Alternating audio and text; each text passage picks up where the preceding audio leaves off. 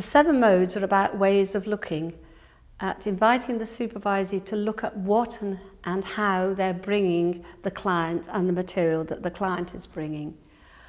So starting with mode 1, it's about inviting the supervisee to bring the client into the room, to bring them present. And one way I have of doing that is to ask the supervisee to close their eyes and to see the last session right at the beginning, the start of the last session, and to describe what they see, what they smell, what they notice as they see the video roll out in front of them. And this brings the client into the room in a very felt way. And the other way I invite them to do it is to be the client. Sort of walk into the room as the client, sit down as the client, say 1 or 2 words as the client. And what I'm wanting is for them to see the client fresh, to not as a diagnosis or someone that they need to fix and help straight away, but to just be present with this other human being. Mode 2 is about the interventions the supervisee has made with the client. And usually they bring them when they feel stuck or didn't know what to do, or when actually they think they've failed or made a mistake.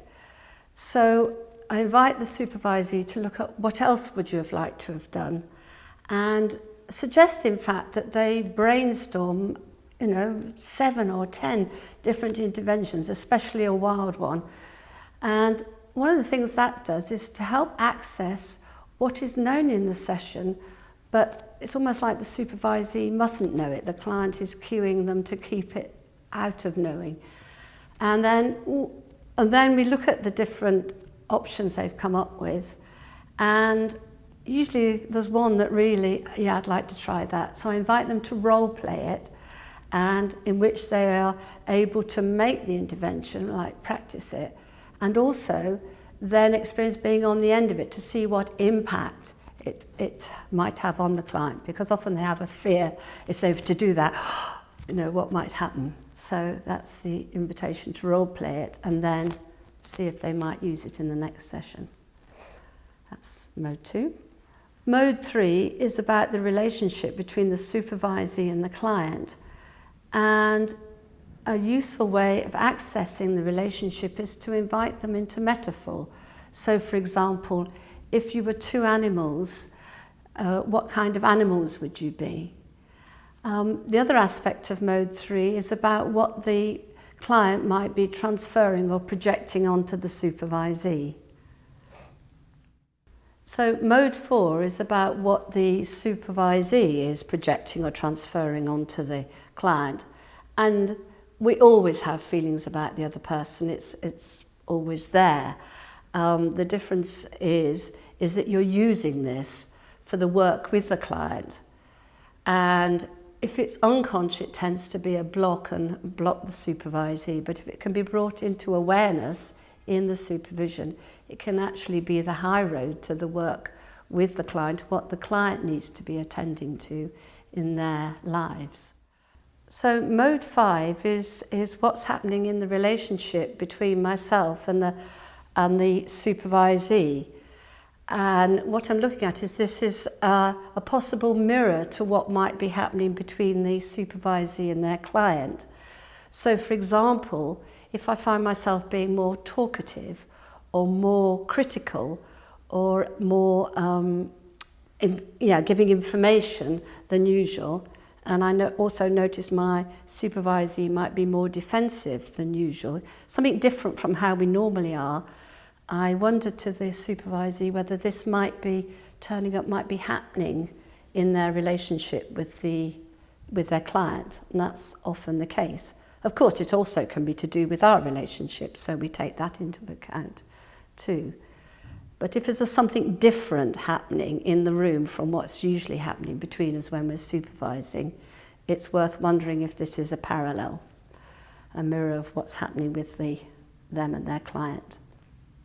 Mode 6 is where, whilst I'm listening to the supervisees share about their client, I'm really noticing what's happening in myself, what's happening to me with regard to feelings, my body sensations, random thoughts that go through my head.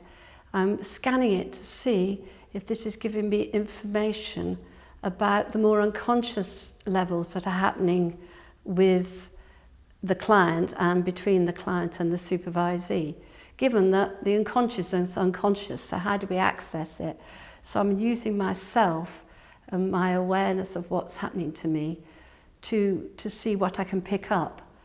And if I notice it continuing, and this is different from how I'm usually feeling, and I again suggest I wonder aloud, I notice what's happening with me and wonder aloud with the supervisee. Is this resonating with you anyway? Do you feel like this, or does this happen to you when you're with your client? And it's a very tentative offering because we're in the more unconscious level of the work. And yet if we can access it, it's really often takes us to the core of what needs attention. Mode 7 is about the wider system, the field, the sea we swim in. And in fact, it's even hard to be aware of it. But it's like our culture, or the fact that we're female or male, our gender, what nationality we are, when we were brought up, what were the history of the society in which we were brought up. And also the other stakeholders, we think, there's just a client in the room and the supervisee, or the supervisee and myself, the supervisor, but there's all these stakeholders in the room as well. The client's family, for example, the client's work, the supervisee's profession, the client's profession, my profession, and all of this is having impact. And really it's helpful if we stop off to look at that sea, it gives us more information about what the client is wanting to attend to and is grappling with.